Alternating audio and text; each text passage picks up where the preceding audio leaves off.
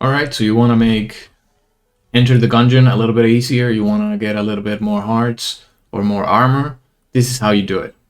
So first, what you download is the cheat engine, which is at cheatengine.org. You download this, you install it. Then you're going to go to this link. I'm going to paste down below. You're going to scroll down. And at the end, there's going to be this Enter the Gungeon, so etg64.ct. You're going to download that. It's going to take a little while. You open it. It will open in the cheat engine. You're going to click here. You're going to tap on Enter the Gungeon. You're going to open. Sometimes it asks you for something. You say yes. You click here once. Then you click in Get Game Manager, Player Controller, Player 1, Health Related. And then here I have tried adding like the maximum health. It shows up a bunch of hearts, but eventually when you get hit, it goes back to 3. Even if you change the maximum and the current. So let's say I would put a maximum of 10, and here I would put current health 10. It's still, when I get hit, I lose that. So what I do usually is I just tap on the current armor and I add like 10, for example. Double click on the number. You add a 10. You hit enter. Now we go to Enter the Gungeon. Press resume, and we should have it right here. And now we have a bunch of, you can see up here, a bunch of armor. And this, if we keep going, let's go to a room. And let's get hit. You see? Still works. Let's get the hit again.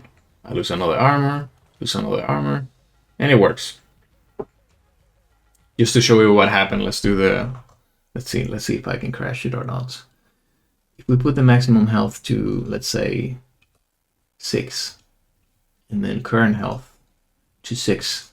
If you keep it checked, then you're invincible, so that's not the point. I still want to have some type of excitement in the game. But let's see what happens. So I'm here.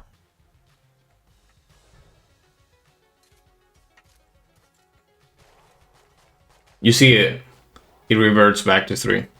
Something weird, I don't know. If you know how to solve it, just let me know. But that's the idea.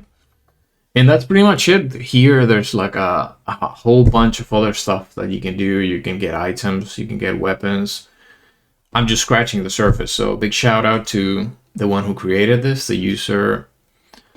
It's called Henry X from Fearless Revolution. Big shout out to you, man, for helping me make this game a little bit easier and being able to beat it.